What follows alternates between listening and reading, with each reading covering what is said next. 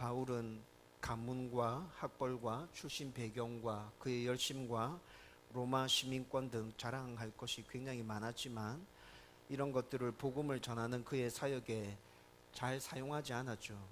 그 이유는 이런 것들은 예수님께서 그에게 이방인에게 복음을 전하라고 하신 사명을 이루기 위한 수단에 불과한 것인데, 수단이 근본적인 사명, 삶의 목적을 잠식시키는 일이 허다하게 일어나고 있었기 때문이었습니다. 그래서 바울은 자신에게 있었던 이런 자랑할 만한 것들을 배설물로 여긴다고 선언했고, 정말로 그에게 이런 것들이 있다는 것을 잊고 살았었습니다. 하지만 하나님께서는 바울이 가진 이런 것들을 그의 사명을 이루기 위해서 꼭 필요할 때마다 생각나게 하심으로 다른 사람들이 목적으로 생각하는 이것들이 사명을 이루기 위한 정당한 수단으로 사용될 수 있도록 그렇게 역사해 주셨죠. 2주 전에 우리가 함께 나누었던 말씀에서는 바울의 로마 시민권이 이런 역할을 하고 있었습니다. 그 당시에 로마 시민권이 엄청난 특혜를 주는 것이었지만 바울은 그것을 내세워서 복음을 전하지 않았습니다. 로마 시민권을 사용해서 복음을 전했다면 좀 더 효과적으로 사역할 수 있지 않았을까라는 것은 단지 우리의 생각이고 우리의 바람이며 소망이지요. 실제로 그런 것들을 통해서 하나님의 사역을 효과적으로 잘 진행할 수 없다는 것, 그렇게 하는 데 있어서 너무 많은 어려움이 따라온다는 것을 우리는 잘 알고 있습니다. 죄의 습성에 남아있는 우리에게는 나에게 뭔가 특별한 것이 있다고 생각될 때 그 생각이 드는 것과 동시에 하나님에게로부터 멀어지기 시작하고 또 그것을 자랑함으로 우리는 나를 드러내려고 하죠. 그렇다고 우리가 가진 배경과 학벌과 경제적인 능력이나 인맥 등을 다 버리고 온전히 하나님만을 붙들고 수도사와 같은 생활을 하라고 말씀드리는 것이 아닙니다. 우리가 가진 것들이 삶의 목적, 하나님께서 주신 사명을 이루기 위해서 꼭 필요하다면 우리가 그것들을 중요한 것으로 생각하지 않는다 하더라도, 혹시라도 그것들을 다 잊어버리고 살아간다 할지라도 필요할 때가 되면 하나님께서 생각나게 하시고 또 그것들을 수단으로 사용해서 우리의 삶의 목적들을 이루어갈 수 있도록 그렇게 역사해 주실 거예요. 제가 지지난주에 여러분들에게 말씀드렸던 건 삶의 수단과 목적, 이것들에 대해서 진지하게 고민하면서 이것들이 바뀌어지는 일들이 우리 삶 가운데서 일어나면 안 된다는 것이었지 않습니까? 여러분들이 모든 부분에서 진지하게 나의 삶이 어떠한지 들여다보고 살펴보고 삶의 수단과 목적이 바뀌어져 있는 것이 있다면 바로잡고, 그래서 온전한 하나님의 백성으로 이 땅 가운데서 살아갈 수 있기를 주님의 이름으로 축원드립니다.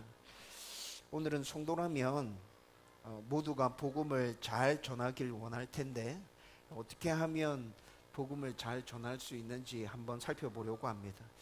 이제 바울은 로마 시민으로 대우를 받으면서 모든 결박이 풀어졌고 또 자유인이 되었습니다.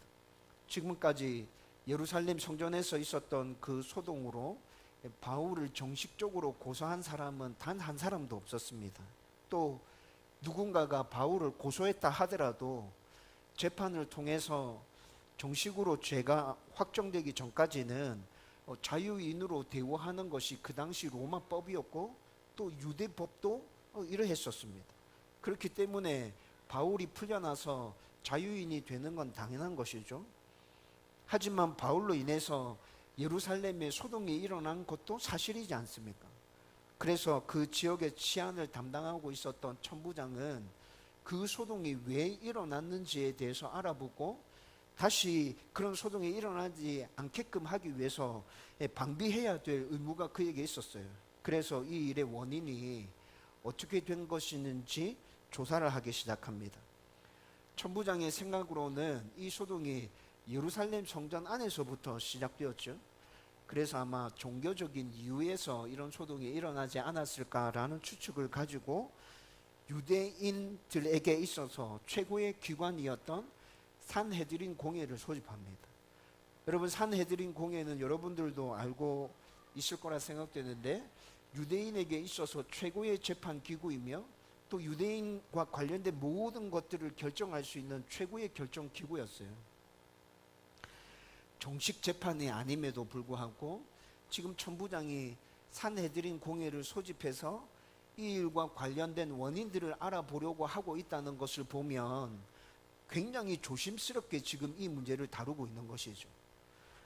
그런데 천부장이 산헤드린 공회를 소집해서 바울과 관련된 이 문제의 원인을 알아보려고 하고 있다는 것은 또 다른 면에서 이 공회원들이 종교적인 이유로 바울을 죽이려 하고 있다는 것은 천부장이 아직 모르고 있는 것 같습니다.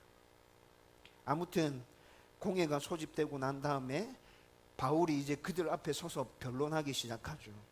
그런데 바울이 변론을 시작하면서 한 말들을 잘 들여다보면 복음을 잘 전하기 위해서 어떻게 해야 하는지 알 수 있게 됩니다. 여러분 1절 말씀을 다시 한 번 더 같이 읽어보십시다. 다 같이 읽습니다. 시작. 바울이 공회를 주목하여 가로되 여러분 형제들아, 오늘날까지 내가 범사의 양심을 따라 하나님을 섬겼노라 하거늘. 아멘. 이 말씀은 아주 간략하게 바울이 지금까지 어떻게 살아왔는지에 대해서 말해주고 있습니다.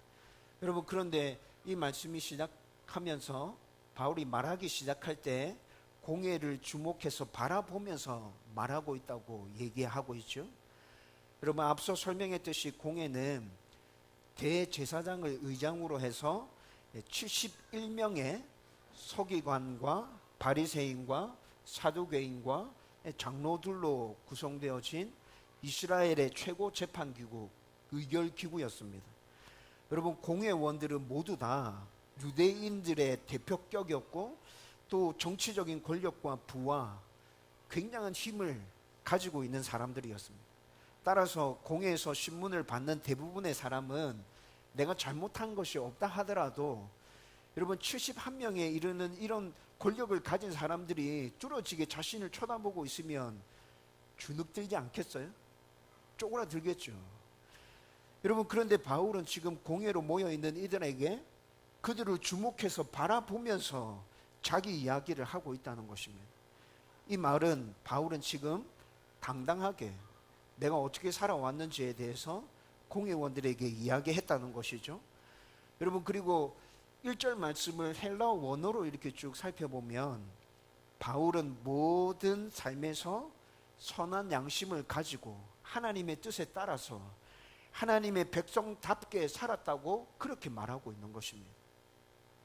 실제로 바울은 다메섹 도상에서 회심하고 난 후에 정말로 그 누구보다도 선한 양심을 가지고 하나님의 뜻대로 살아가기 위해서 또 하나님의 백성답게 살아가기 위해서 얼마나 치열하게 노력했는지 우리 모두 다 잘 알고 있잖아요. 바울이 가진 세상적인 자랑할 만한 것들, 그거 다 배설물로 여긴다고 그렇게 선언해 놓고 진짜 자신의 목숨을 걸고 예수님께서 자기에게 맡기신 그 사명 이루기 위해서 얼마나 치열하게 몸부림치면서 살아왔는지 우리가 지금까지 사도행전 말씀을 나누면서 충분히 확인한 바 아닙니까? 바울은 스스로 생각해 봐도 예수님께서 나에게 맡기신 이 사명 내가 이루기 위해서 정말 최선을 다했고 나는 목숨을 걸었다, 스스로도 그렇게 인정할 수 있었기에 공회원들 앞에서 당당하게 자신의 삶에 대해서 변론하고 있는 것이죠. 여러분, 그런데 바울의 이 말을 들은 대제사장 아나니아가 바울의 입을 치라고 명령하고 있습니다. 여러분, 변론하는 자의 입을 치게 하는 것은 들을 필요도 없는 말을 하고 있구나, 그런 의미에서 입을 치라고 하는 거죠. 그리고 입을 치는 것은 상대에게 심각한 모욕감을 주는 것입니다. 그렇게 함으로 인해서 더 이상 말을 하지 못하도록 만드는 것이죠. 그런데 바울은 지금 고소당한 것도 아니고 또 정식 재판도 아니라 그랬잖아요. 소동이 일어나는데 이 소동의 원인이 무엇인지를 밝히기 위해서 지금 공회가 소집되어진 것이라 그랬죠. 그리고 죄가 확정된 것도 아닙니다. 여러분, 이런 상황에서는 함부로 사람을 칠 수 없어요. 그런데 그토록 율법을 중요하게 생각하는 대제사장이 율법을 어기면서 바울의 입을 치라고 명령하고 있는 것이죠. 이 당시에 활동했던 아주 유명한 역사가 중에 요세푸스라는 사람이 있습니다. 그 사람의 역사 저술은 지금 이 시대에도 굉장히 인용이 많이 되어지고 있거든요. 그런데 요세푸스의 기록에 의하면 이때 대제사장이었던 아나니아는 아주 교묘한 방법으로 11조까지 떼어먹는 아주 악한 대제사장이었습니다. 그런 그가 공회에서 지금 신문하고 있는 중에 율법을 어기면서까지 바울의 입을 치라고 한 것은 분명히 비판받아야 될 일이잖아요. 그래서 바울이 이에 대해서 이의를 제기합니다. 어떻게 율법을 중요하게 생각하는 당신의 입에서 그런 말이 나올 수 있냐. 그런데 바울의 정당한 이 이의 제기에 곁에 있던 많은 공회원들이 바울이 하나님의 대제사장을 욕한다고 또 난리가 났습니다. 여러분, 여기서 우리는 불법을 조장하는 사람을 대제사장이라는 이유로 두둔하고 있는 것으로 보아서 공회원들도 모두 한 통속이라는 게 발견되어지죠. 그런데 이렇게 터무니없는 주장의 바울은 그가 대제사장인 줄 몰랐다고 그렇게 변명하고 있죠. 그런데 바울의 변명은 5절 말씀에 보면 출애굽기 22장 28절의 말씀을 인용하면서 관리들을 존중하라고 했는데 나는 진짜 네가 대제사장인 줄 몰랐다 이렇게 얘기하고 있거든요. 진짜 바울은 그가 대제사장인 줄 몰랐던 것 같습니다. 그리고 정당한 이의 제기에 직책과 권력으로 모든 것을 눌려버리려고 하는 소위 이 시대의 사람들이 말하는 엄청난 갑질을 바울이 그대로 인정하고 받아들이고 있는 모습을 보여요. 여러분, 바울이 이렇게 하는 이유는 유대인들이 가지고 있었던 율법과 관습을 인정해 주겠다는 것이죠. 그것이 불합리하고 그것이 이치에 맞지 않는 것이라 하더라도 너희들이 가지고 있는 것들이 그런 것이라면 내가 그것조차도 인정해 주겠다라는 태도를 지금 바울이 보여주고 있는 것입니다. 여러분, 지금까지 살펴본 상황에서 바울의 모습을 통해서 복음을 잘 전했으면 좋겠다라는 생각을 여러분들이 가지고 있다면 어떻게 해야 하는지 한 가지를 발견할 수 있습니다. 그것은 바로 바울과 같이 모든 삶에 있어서 성실하게 자신의 역할을 다하는 삶을 살라는 것이죠. 여러분, 바울처럼 우리도 모든 삶 가운데 성실하게 내가 해야 될 모든 일들을 다 감당하면서 정직하게 하나님 백성답게 살아간다면 어떠한 상황 가운데서도 우리도 바울처럼 당당하게 하나님에 대해서, 예수님에 대해서 말할 수 있게 될 것입니다. 바울이 공회원들 앞에서 당당한 이유가 바로 이런 것이었죠. 자신은 모든 삶에 있어서 성실하게 정직하게 하나님 백성답게 살기 위해서 정말 몸부림치면서 노력했지 않습니까? 그렇지 못한 공회원들은 그들의 직분과 직책과 권력으로 상대를 압도하려고 하고 있죠. 그런데 사람을 감동시키고 사람의 마음을 얻어내는 것이 이렇게 한다고 되는 것입니까? 이렇게 한다고 되는 것이 아니죠. 우리 너무 잘 알고 있지 않습니까? 여러분, 복음을 전할 때도 이 원리는 똑같이 적용되어지는 것입니다. 제가 늘 얘기하듯이 삶이 따라주지 않는데 복음을 선포하는 것은 오히려 우리를 힘들게 만드는 올무를 우리 스스로 놓고 있는 격이 됩니다. 사회생활에서도 어떤 사람이 직분과 직책과 자기의 권력으로 직원들을 누르고 또 설득하려고 한다면 여러분, 그가 힘을 가지고 있는 동안에는 그게 먹히겠죠. 그런데 상황이 조금이라도 바뀌게 되면 어떻게 됩니까? 자기가 했던 그 짓이 고스란히 자기에게로 해로운 것으로 다시 돌아오는 것 아닙니까? 여러분, 제가 지금 모든 삶 가운데 하나님 백성다운 삶을 살면 복음을 잘 전할 수 있게 된다고 말씀드리고 있는데 이 말이 모든 삶을 완벽하게 살아내라는 말이 아닙니다. 여러분, 이에 대해서도 여러분들에게 제가 자주 말씀드렸죠. 우리는 완벽할 수 없는 존재라고. 여러분, 우리는 완벽할 수 없어요. 이 땅에서 아무리 하나님의 백성답게 살아보려고 몸부림치며 철저하게 그렇게 노력한다 해도 우리는 절대 완벽할 수 없습니다. 단지 완벽을 향해서 나아갈 뿐입니다.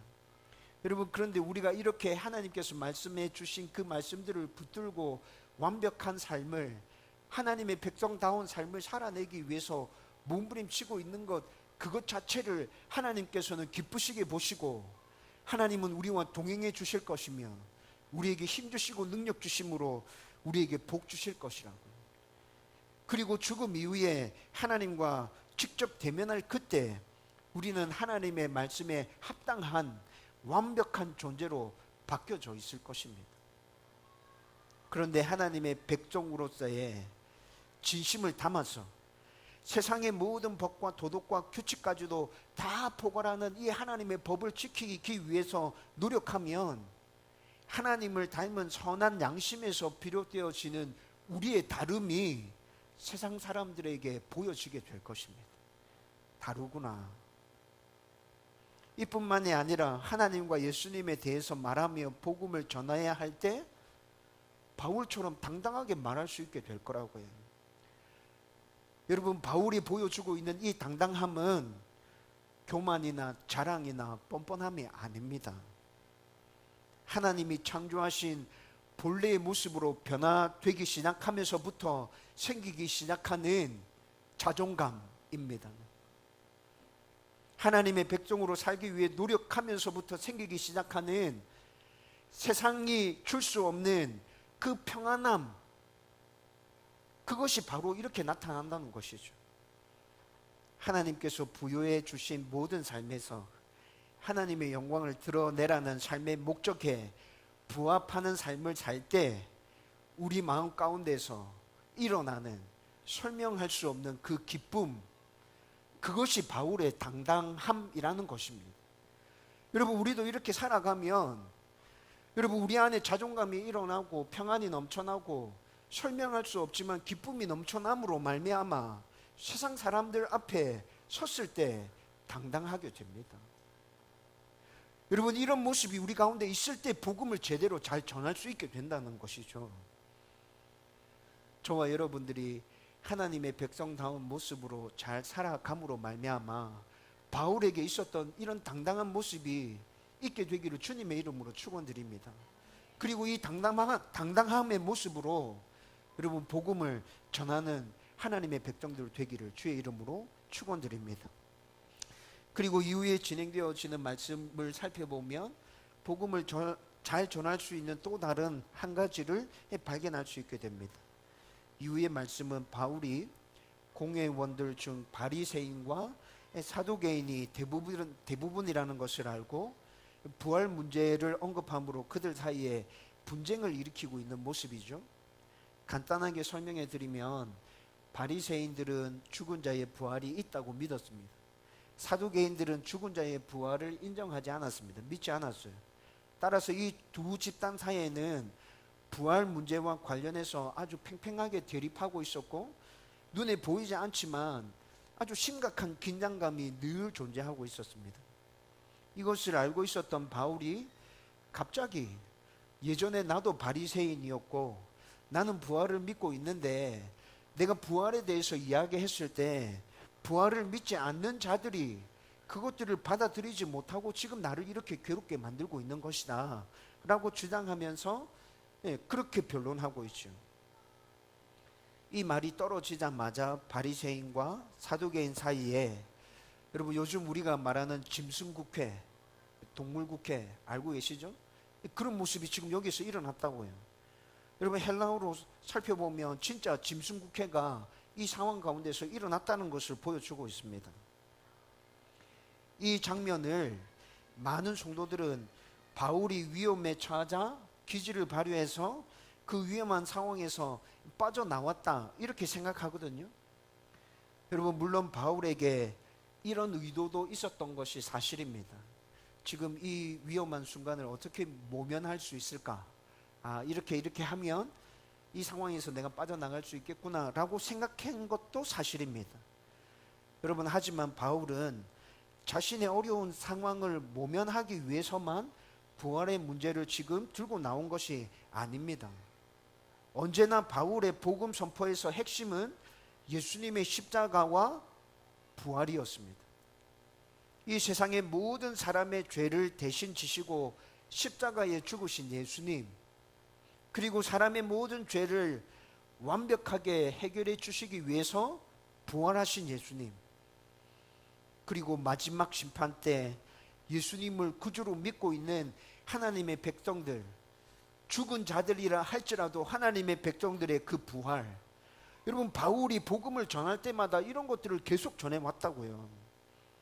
그런데 바리새인들이 믿는 부활은 단지 죽은 자의 부활이었죠. 여러분, 그들은 예수님을 구주로 인정하지도 않았고 메시아로 인정하지 않았죠. 그렇기 때문에 여전히 바리새인들은 자기들을 구원해 줄 메시아를 지금도 기다리고 있는 중에 있습니다. 그 메시아가 이 세상에 오면 마지막 심판이 있을 것이고, 그 마지막 심판 때 하나님을 믿었던 유대인들이 다 살아나게 될 것이고, 바리새인들이 믿었던 부활은 이런 것이라고요. 따라서 바울이 믿는 부활과 바리새인이 믿는 부활은 근본적으로 굉장히 많은 차이가 있었습니다. 그런데 부활이라는 말이 등장했을 때 바리새인과 사두개인은 앞뒤 가리지 않고 그냥 서로 붙어서 지금 싸우고 있는 거예요. 성도 중에 많은 사람이 이렇게 신앙생활을 하고 있는 것이 사실입니다. 많은 성도가 하나님께서 말씀하신 성경에 기록되어져 있는 복이 무엇인지 제대로 알아보지 않고 세상적인 개념의 복을 들이밀며 하나님께 복 달라고 기도하고 있죠. 예배가 무엇이며, 예배를 왜 드려야 하며, 누구에게 예배 드리는 것이며, 예배 가운데 하나하나 진행되어지는 그 순서가 담고 있는 의미들이 무엇인지 깊이 생각해 보지 않고 그냥 예배의 자리에 나와 있는 성도들이 정말 많습니다. 기도하는 것을 염불하는 것으로 생각하고 주문 외우는 것이랑 똑같다고 생각하고 명상하는 것으로 생각하는 성도들 요즘 정말 많죠. 내가 죄인이라는 것, 나를 위한 예수님의 십자가, 모든 죄의 문제를 완벽하게 해결하기 위한 예수님의 부활, 성령의 보증과 내 안에 계심, 하나님의 자녀됨, 여러분, 이런 것들은 기독교에 있어서 핵심 교리임에도 불구하고 이런 것들에 대해서 깊이 생각하지 않는 성도들 정말 많습니다.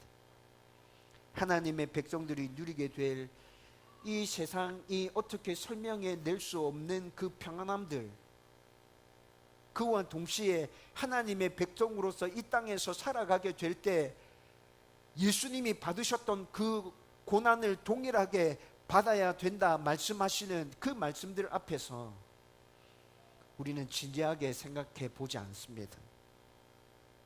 그리고 어렴풋이 알고 있는 것으로, 들은 이야기로, 내가 알고 있는 성경 이야기로 그냥 추측해서 이럴 것이다 라는 생각을 가지고 나는 믿음을 가지고 있노라고 말하고 있는 성도들 정말 많죠. 오늘 본문에 나타나는 바리새인과 서기관들이 제가 방금 설명해 드린 이런 사람들이 아닐까? 저는 그런 생각이 들었습니다. 이들은 바울이 말하는 부활이 예수님의 부활을 말하는 것이라는 걸 알고 있었습니다. 여러분, 사도행전 5장 말씀을 보면 베드로와 사도들이 예수님의 부활을 말하면서 복음을 증거하거든요.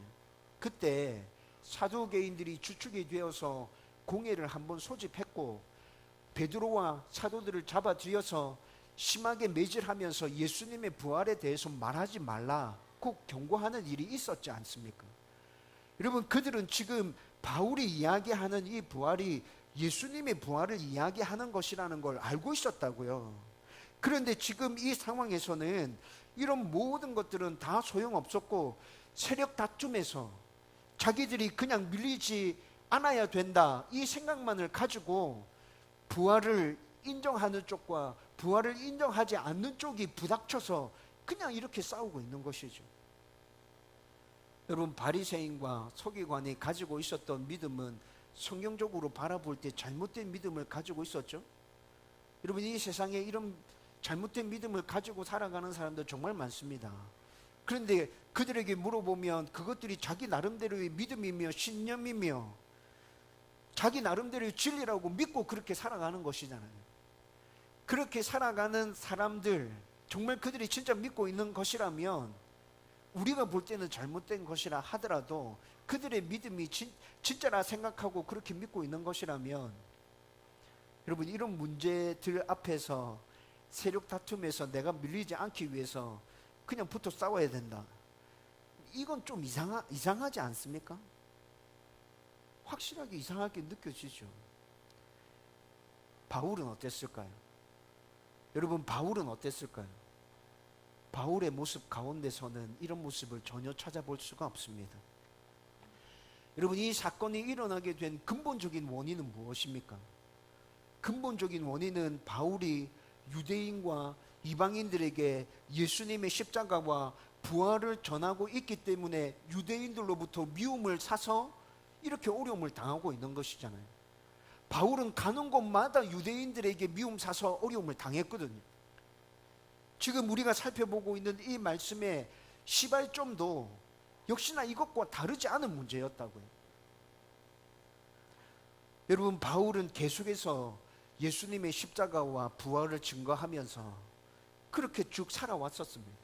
이후에 이 재판이 진행되어지는 모든 과정들, 사도행전에서 기록하고 있는 말씀들 쭉 읽어보면 여전히 바울은 예수님의 십자가와 부활을 증거하면서 복음을 전하고 있습니다.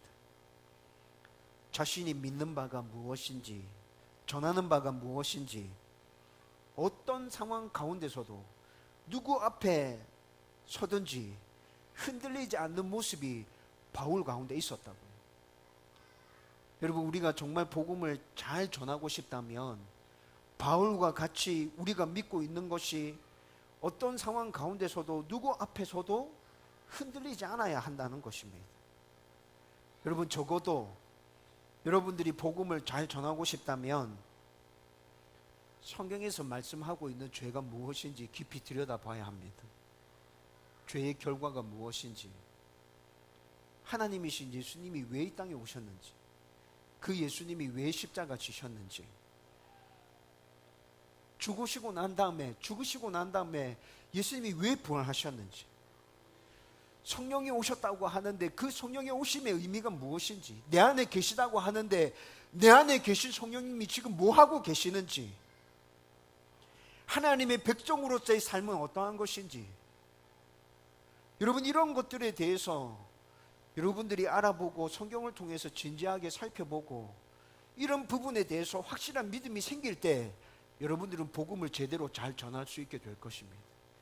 여러분, 제가 방금 말씀드린 이 모든 것들은 성경에 다 기록되어져 있습니다. 찾아보면 찾을 수 있어요. 찾기 힘들다면 저에게나 혹은 신앙생활을 오래 하신 주위에 있는 성도분들에게 물어보면 금방 답을 얻어낼 수 있는 것들입니다. 저와 여러분들이 제대로 알고 제대로 믿고 제대로 살기 시작하면 모든 삶에서 기회가 생길 때마다 우리는 복음을 제대로 잘 전할 수 있게 될 것입니다. 이런 은혜가 저와 여러분들 가운데 넘쳐나게 되기를 주님의 이름으로 축원드립니다. 여러분, 바울이 이렇게 늘 성실과 정직으로 하나님 백성답게 살고 또 온전한 지식과 믿음으로 복음을 전했을 때 예수님께서 늘 그와 함께 계시다는 것을 오늘 말씀을 통해서 우리는 또 확인할 수 있게 됩니다. 여러분, 11절 말씀 같이 한번 읽어보십시다. 다 같이 읽겠습니다. 시작. 그날 밤에 주께서 바울 곁에 서서 이르시되 담대하라, 내가 예루살렘에서 나의 일을 증언한 것 같이 로마에서도 증언하리라 하시니라. 아멘. 여러분, 지금 바울이 예루살렘 성전에서 유대인들에게 잡히죠. 그리고 난 다음에 오늘 본문에서 이 상황에 이르기까지 얼마의 시간이 지나간 것 같습니까? 제가 계산해 보니까 하루가 지나지 않았습니다. 24시간이 지나지 않았다고요. 진짜 길게 시간을 잡아도 48시간이 지나지 않았어요. 그렇게 짧은 시간 안에 이 모든 일들이 지금 다 일어났다는 이야기죠. 여러분, 그렇게 짧은 시간 안에 바울은 진짜 엄청난 일들을 겪고 있습니다. 죽을 고비를 몇 번 넘겼어요? 그렇게 짧은 시간 안에? 지금 본문에서만 나타나는 것을 살펴보면 바울은 이 짧은 시간 안에 죽을 고비를 지금 3번이나 넘겼습니다. 여러분, 아무리 하나님의 음성이 분명하게 들려왔고 흔들리지 않는 확신이 내 안에 있다 하더라도, 여러분, 이렇게 짧은 시간 안에 이런 엄청난 일들을 겪어내고 있다면 바울이 정말 힘들고 어려웠지 않았을까요? 마음이 막 무너져 내리고 있겠죠. 그런데 이럴 때 예수님께서 바울을 찾아오십니다. 그날 밤에 바울에게 찾아오십니다.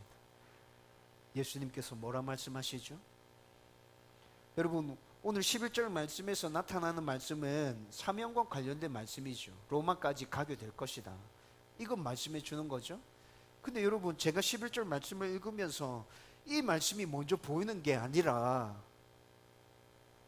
하나님이 나와 함께 계시구나 라는 메시지가 먼저 보여집니다.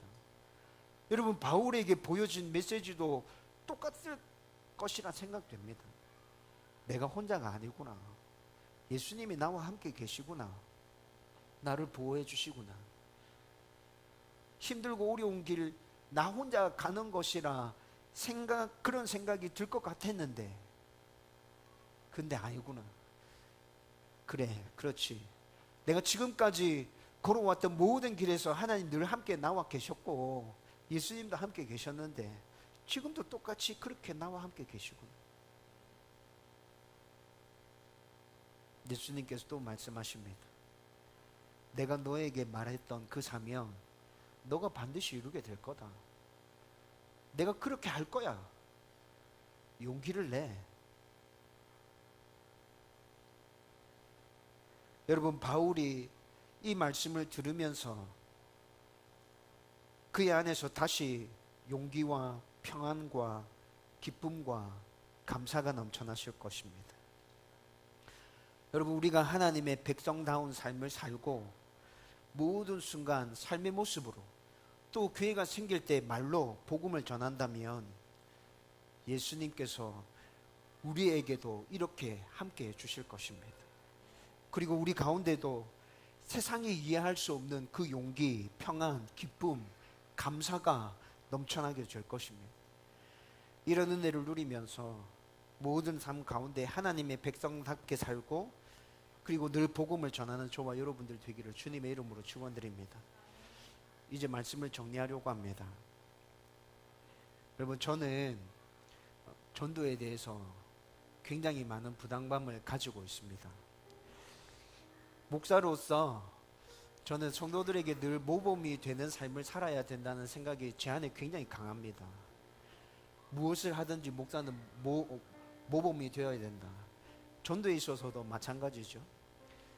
전도에 있어서 성도들에게 모범이 되는 모습은 목사가 늘 전도하면서 누군가를 데리고 와서 예배 시간에 딱 앉혀놓는 거, 그게 제일 좋은 모범이다. 저는 그렇게 생각하고 있어요. 여러분, 그런데 그것이 저에게 굉장히 강박으로 다가옵니다. 여러분, 제가 사람들에게 강요하는 거 이런 거 잘 못하거든요. 누군가 저에게 강요하는 거 저 되게 싫어합니다. 그래서 제가 또 다른 사람들에게 강요하는 거 이런 거 되게 못하겠어요. 내가 열심히 전도하지 않아서 교회가 빨리 부흥하지 않나? 여러분, 이런 생각들 정말 많이 듭니다. 그런데 제가 생각하는 가장 효율적인 전도 방법은 하나님의 백성다운 삶과 함께 기회가 생길 때마다 복음을 전하는 것입니다. 그리고 결과에 대해서는 그냥 하나님께 맡겨드리고, 이게 제가 생각하는 가장 효율적인 전도 방법이에요. 그런데 이런 생각이 밖에 나가서 적극적으로 전도하지 않는 나의 모습을 합리화시키고 있는 것 아닌가? 또 이런 생각도 하게 됩니다. 참 힘들고 어렵게 살아가고 있죠. 아마 여러분들 중에도 전도와 관련해서 이런 고민들을 하고 있는 성도들 있지 않을까 생각이 되어집니다. 그런데 이런 생각이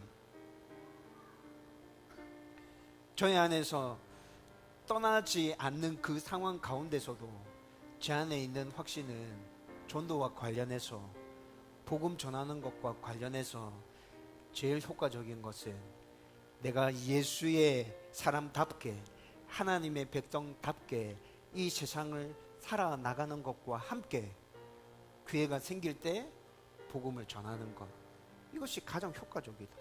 여러분, 이 확신은 제 안에서 계속 흔들리지 않고 그대로 있습니다. 밖에 나가서 복음 전하는 것, 여러분 어떻게 하면 잘 할 수 있을까 계속해서 고민해 갈 겁니다. 여러분들과 함께 어떻게 복음을 잘 전할 수 있을까라는 것에 대해서도 방법적인 부분에 있어서 계속 고민해 갈 겁니다. 그렇지만 좀 전에 말씀드렸던 것처럼 하나님의 백성답게 살고 기회가 주어질 때 복음을 전하는 것, 여러분 이것이 제일 좋은 전도 방법이라는 것에 대해서는 확신하고 있다고. 이 세상에 살고 있는 모든 성도들이 이렇게만 산다면 복음이 전해지는 속도가 지금보다는 몇 배나 더 빠르게 전파되지 않을까, 저는 그런 생각이 듭니다. 여러분, 이것이 가장 기본적인 전도이며 이것이 가장 기본적인 복음 전하는 방법입니다. 저와 여러분들 안에 이것이 먼저 가슴에 새겨졌으면 좋겠습니다. 먼저 하나님의 백성답게 살자. 그리고 기회가 생길 때마다 나의 삶의 모습을 통해서, 그리고 내가 할 수 있는 말들을 통해서 예수님을 자랑하자. 이런 기본적인 생각을 바탕에 깔고 그 다음에 여러분들이 할 수 있는 여러 가지 방법들을 동원해서 예수님을 자랑하고 복음을 전할 수 있는 그런 사람들이 되었으면 좋겠습니다. 우리가 이런 마음을 가지고 나아갈 때 하나님께서 우리와 함께 해주실 것입니다. 저와 여러분들이 그 은혜들을 누릴 수 있게 되기를 주님의 이름으로 축원드립니다.